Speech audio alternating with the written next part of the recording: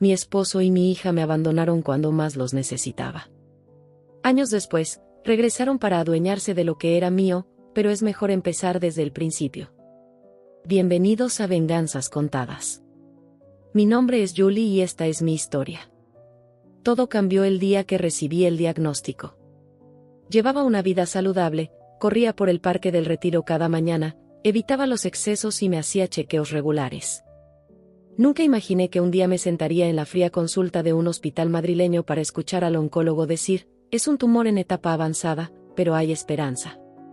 El médico me habló de un tratamiento experimental traído desde Alemania, un protocolo innovador de inmunoterapia intensiva llamado Neoselex. Era agresivo, con efectos secundarios devastadores, pero había mostrado resultados prometedores en pacientes como yo. No dudé en intentarlo. No iba a rendirme sin pelear.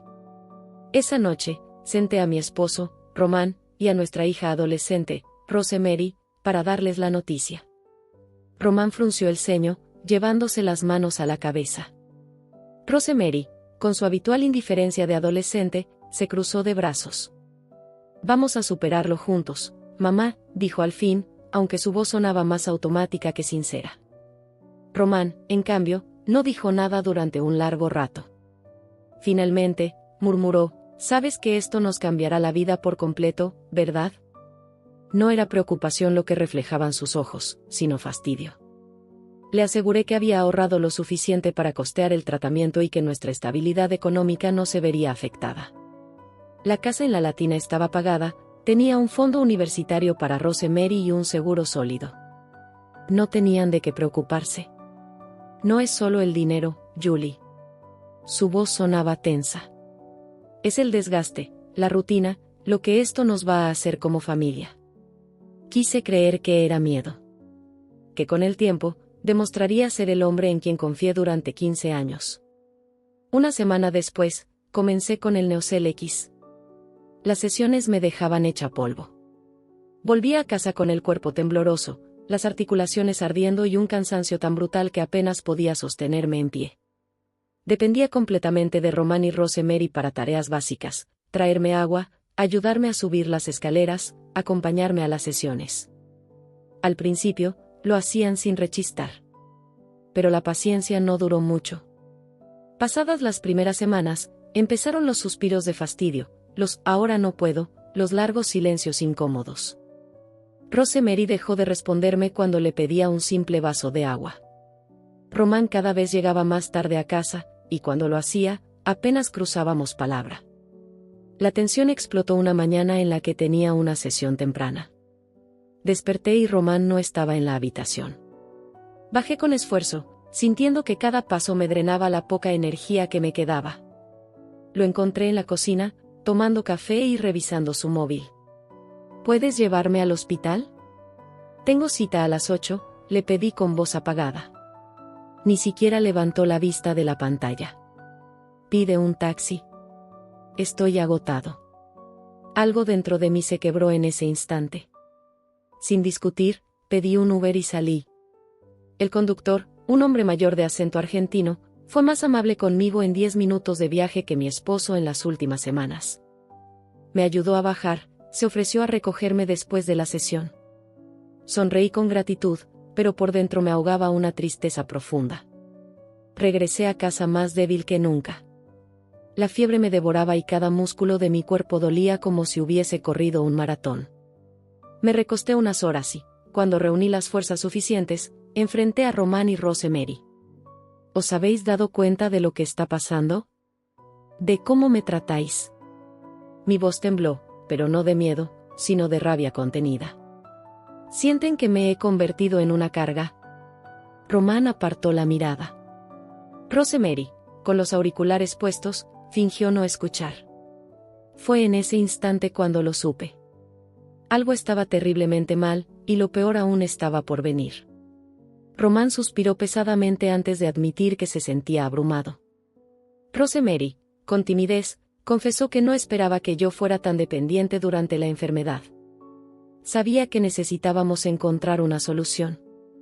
Les propuse contratar a un cuidador que pudiera venir algunos días a la semana para ayudarme con las tareas diarias y acompañarme a las sesiones de Neoselex. También, anticipando que habría días en los que apenas podría moverme, ordené una silla de ruedas.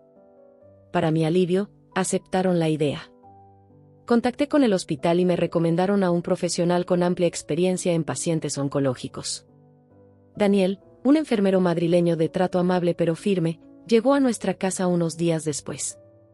Se aseguró de que nunca faltara una sesión, de que recibiera mi medicación a tiempo e incluso elaboró un plan de cuidados detallado que incluía una dieta específica para ayudarme a tolerar el tratamiento.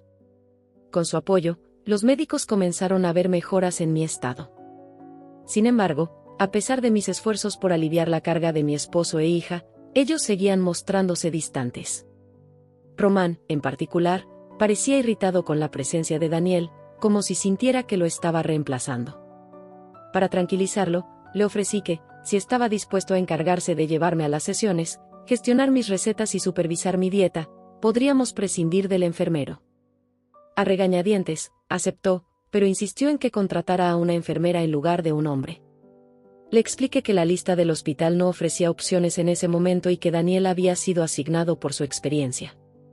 Era meticuloso, atento y sumamente respetuoso tanto conmigo como con mi familia.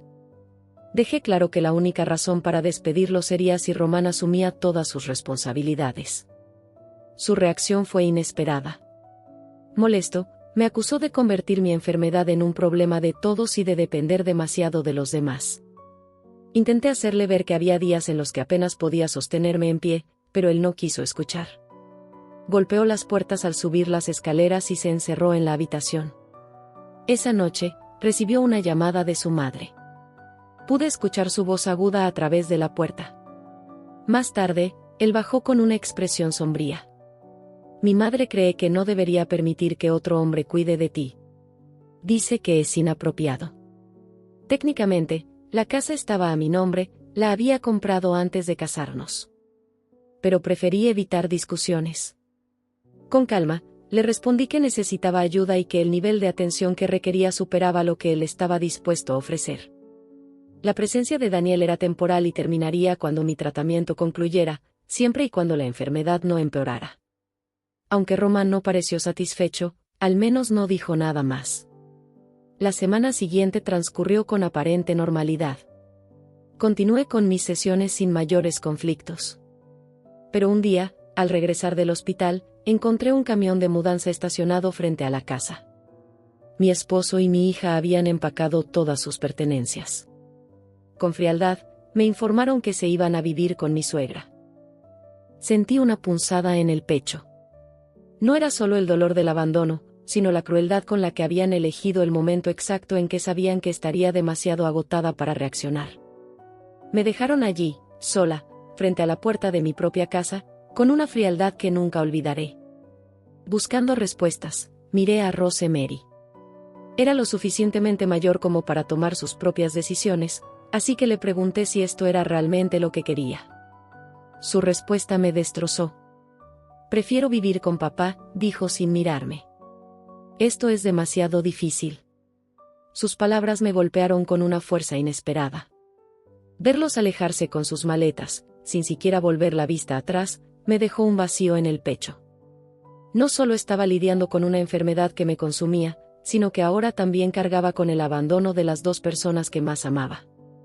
Mi hermano, Álvaro, fue quien intervino con una solución. Al enterarse de lo sucedido, no dudó en llamarme. Esto es una locura, me dijo indignado. No puedes pasar por esto sola. Voy a Madrid a quedarme contigo unos días. Aunque vivía a 3 horas de distancia y tenía 2 hijos pequeños, cumplió su promesa. Cuando llegó, su indignación creció aún más al ver la casa casi vacía. Miró alrededor y negó con la cabeza. Román no ha trabajado ni un solo día desde que os casaste.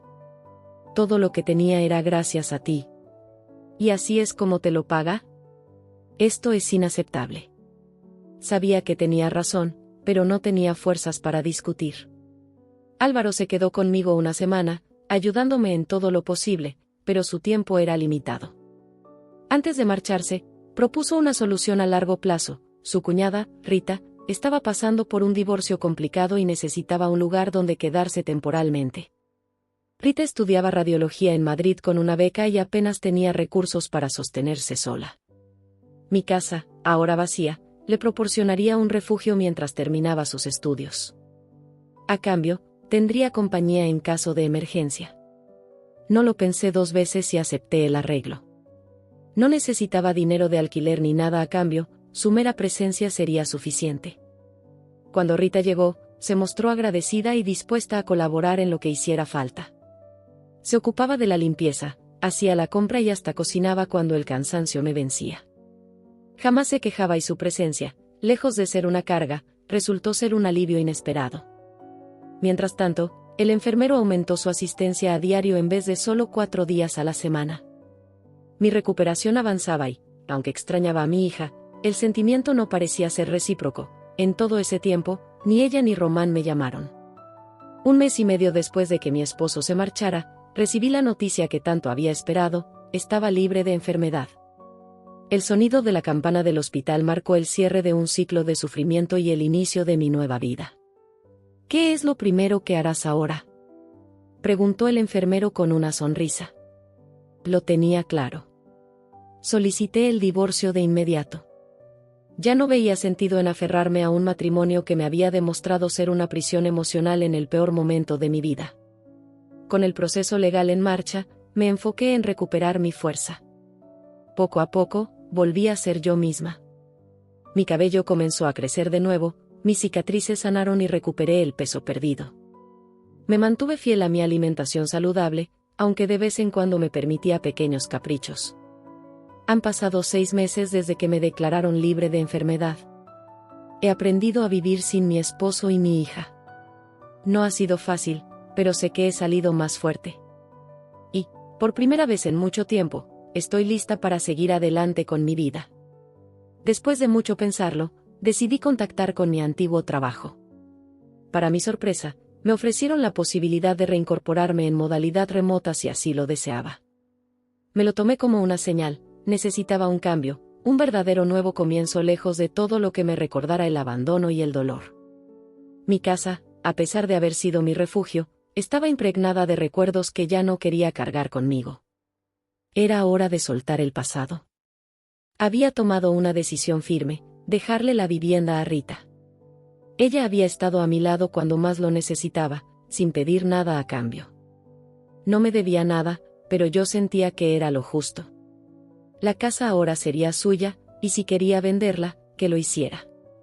Yo solo quería cortar los lazos con todo aquello que me ataba a mi antigua vida. No quería que mi exesposo o mi hija volvieran a reclamar nada de lo que ya habían despreciado. Así que me mudé a un pequeño piso en el sur de Madrid, en un barrio tranquilo, donde nadie sabía quién era ni lo que había vivido. Me ilusionaba la idea de empezar de cero, sin el peso de las traiciones y los recuerdos dolorosos.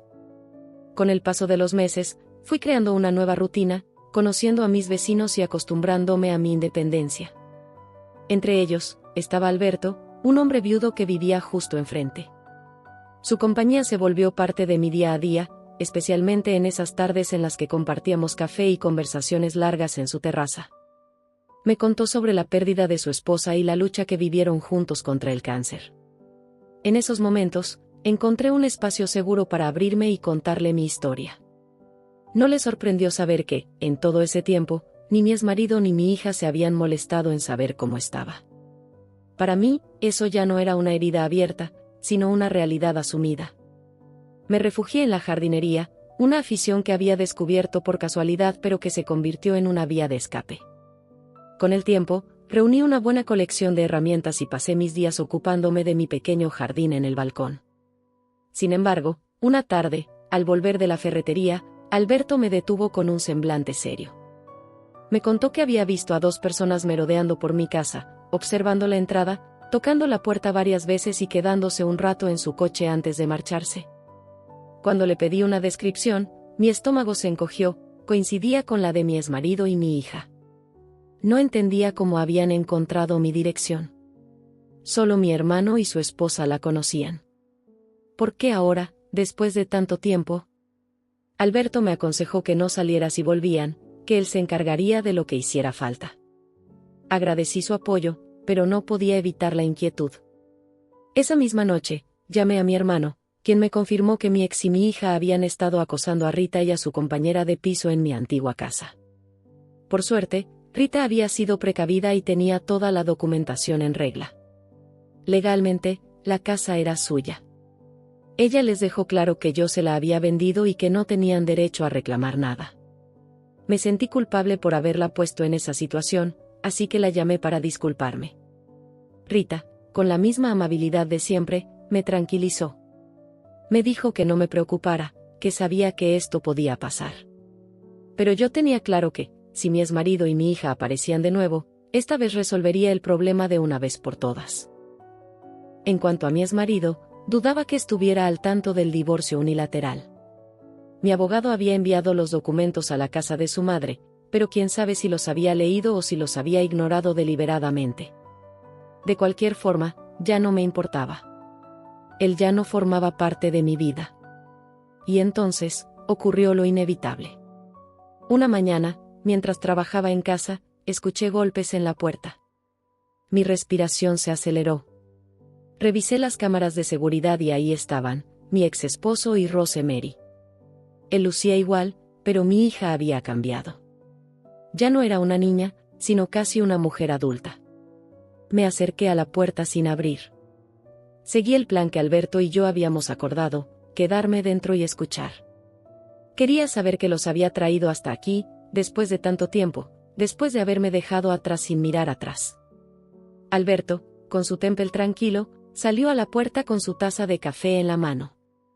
Al ver a los desconocidos merodeando por la entrada de mi casa, decidió acercarse con su habitual cordialidad.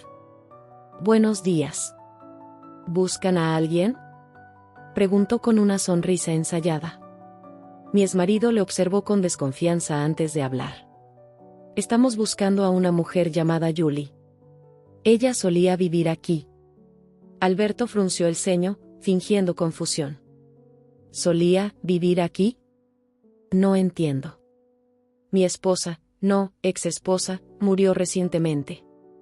Pasó sus últimos días en el hospital. Bueno, somos su familia más cercana. Estamos aquí para recoger lo que nos pertenece». Desde mi ventana, mi corazón se detuvo un instante. Así que eso tramaban. Me habían dado por muerta para intentar reclamar la casa. Alberto mantuvo la compostura y les estudió con detenimiento antes de responder. Curioso. Dio un sorbo a su café. Conocí a Julie. Me habló de su divorcio, de cómo la había pasado mal y de que su familia la había dejado de lado. Un silencio incómodo se instaló entre ellos.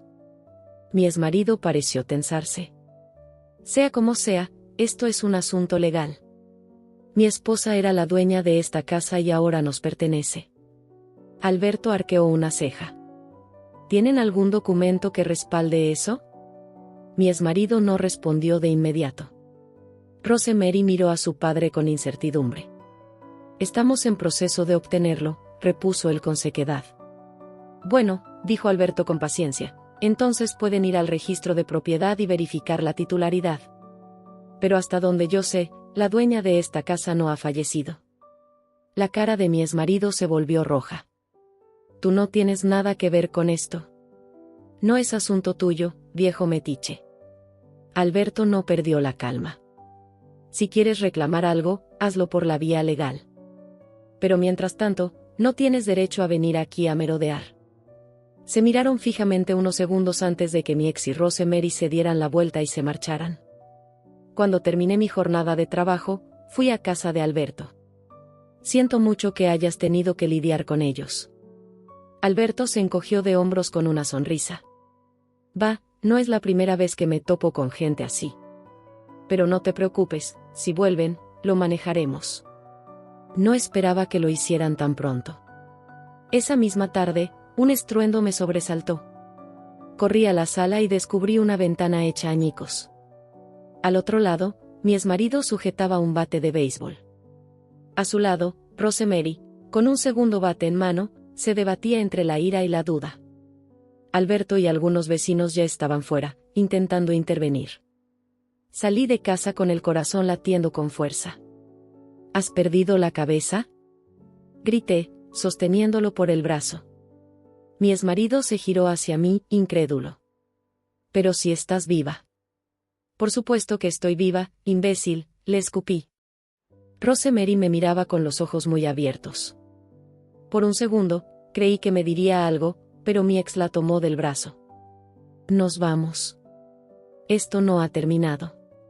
La vi alejarse con él, la confusión reflejada en su rostro.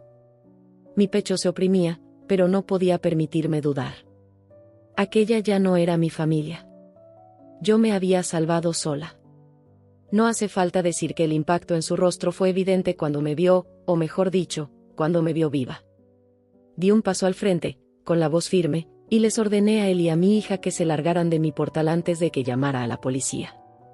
Sabía que no tenía que fingir valentía, lo que quedaba de mi paciencia se había agotado hacía mucho tiempo. Lo que no esperaba era que mis vecinos ya hubieran llamado a la policía por los destrozos que mi ex esposo había causado. En este barrio de Madrid, la comunidad era unida, y el escándalo que él había provocado no pasó desapercibido. ¿Por qué no nos llamaste cuando te recuperaste?, preguntó con una expresión de incredulidad.